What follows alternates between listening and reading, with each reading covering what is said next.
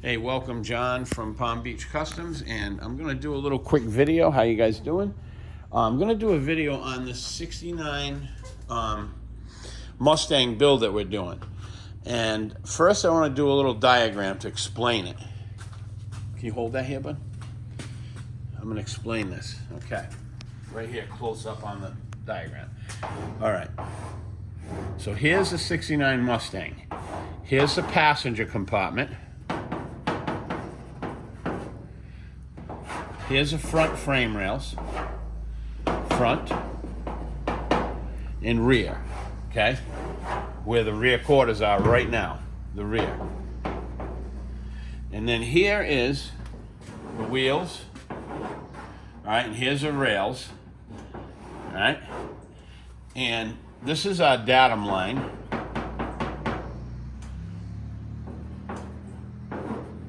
Which is up and down on the rails, okay? Now, so we squared off our passenger compartment first step, number one, okay? We've put the new floor pans in, and we kept this thing square by locking it down right here on the car liner, okay? And we're getting ready to cut loose the back of the car. And but we've already done the front too. I'll bring you to the front in a minute. I'm just explaining it, okay? So the last thing you're going to do is have rotted floor pans and then start cutting the car loose, or the front of the car loose. You always want to square your passenger compartment first. Even if it was a collision job and it was hitting the ass and hitting the front, you would normally pick the least damage. Say the rear of the car wasn't hit too bad, I would probably to fix the rear of the car first and have a straight passenger compartment, rear's fixed, then I'd go for the front on a collision job. This one here, we chose to do the passenger compartment first and the front rails, and we kept everything locked in with the car liner dedicated bench. Now, if you're doing an old car and you don't have a bench, I suggest getting a couple nice pieces of channel steel and making a bench that's leveled and actually true and straight that you can measure off of and help yourself. You can weld implements up and bolt things together to keep things locked into place so you don't lose the whole car. Because right here, you have B pillar and you have A pillar. Right? All right, A and B. And we did all the cowl. So we did the passenger compartment right here, and then we did the cowl. We tightened up the cowl, and we did the front rails, torque box, radiator support, inner aprons, 100%. So now this is all 100%, 100%. Now we're going to go back here and we're going to cut loose the rear of the car, okay? And what I'm going to do is I'm going to move these fixtures right here, okay, from the front to the back, and we'll do a little video and show you how we mount them in to keep this rear end straight, because I'm going to walk into the shop right here. We have we're going to do the rear frame cross member right here and the rear body panel. And of course, 2 quarter panels in the wheel tubs.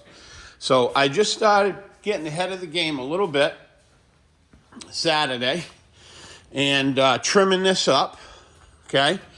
And I've got one tub in, and I'm going to stop there right now. And what I've done is we're gonna clean up our B pillar. And we're going to trim off our back cross member and rear body panel. But we're going to leave our rear quarter on this side. We're going to, because it makes sense, especially, like, I don't even have to do all this.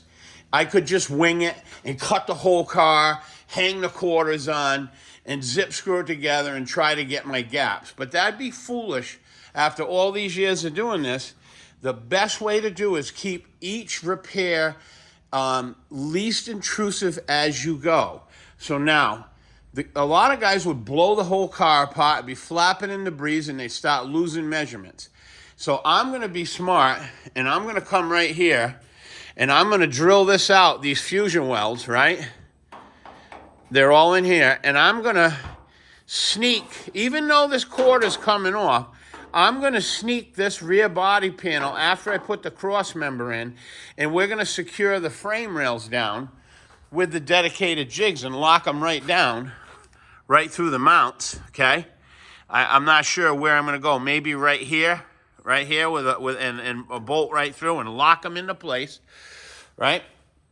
Then, as we're moving along, we sneak in the brand new rear body panel, right?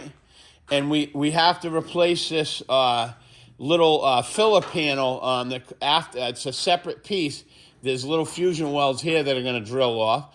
This will all go, and this thing will get cut right here at the factory body line, right? And we'll do a replacement right in here. I was doing some math here on the side of the car earlier. And then we'll get this quarter perfect, right? Everything zipped in, everything in a good spot. We'll have our outer wheelhouse in. And normally, this wheelhouse wasn't that bad. But if I'm replacing one, I usually replace the other one because you do too much damage on the original one. It's just better to replace it in my eyes. And I never like to buy the full piece. These come you can buy them separate or you can buy them together. And I don't like buying them as an assembly because then you can't fit them in as nice. And this needs to go behind, and the other one, needs to go behind it too. And it's just easier to test everything as a singular unit, and then you put the other one in and test the quarter and be able to move it into position to get it to fit perfectly, And then we've got the original doors still hung on this, and we've kept our B-pillar line and our rocker line. So that's key on these jobs. So I'm just doing this video to help the guys at home or that are doing these things, and they get into a job. And I'll go back to the chalkboard over here one more time. Here's the car. Here's the front, here's the rear. Square off your passenger compartment first. Floor pans are welded in. Second thing we did was the cowl panel, because the cowl panel was all rotted. We did a new cowl panel, inner and outer. And then we went and we did the front aprons. And this car here is getting shock towers deleted. And it's going with a full Roadstershop chassis. So we're deleting out we trimmed out all the suspension parts. And once we're done welding the quarters, we're going to put this thing on the rotisserie. This thing will be all welded up. And then we'll go underneath and trim and neaten up and weld anything that we want. We're going to eliminate some holes here that we're going to fill all the holes and do all the metal finishing before the chassis goes on. But you can see this quarter's rotted here too, and we got some rust underneath the inner drop offs. We got the inner wheelhouse rotted. So, and the whole time we're doing this, we're focusing on our datum line, which is up and down of the rails, and of course we're focusing on center line of the car, center line.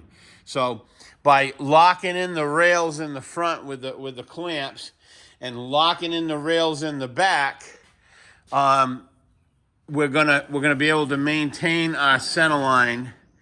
And then because we did not have to replace any rails, we don't have to worry too much about our wheelbase. Our wheelbase, and this is going on, this would be the differentials, right?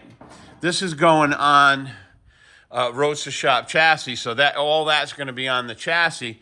But normally, when you're doing a Mustang or Camaro unibody car, you're going to be Nova, or the Mopar unibody cars. You're gonna have three things, to keep in track. And if you start doing full rails, you want to make sure your wheelbase measurement is correct. You know what I mean? So you're gonna be watching all that.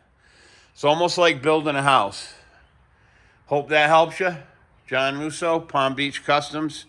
Have a great day.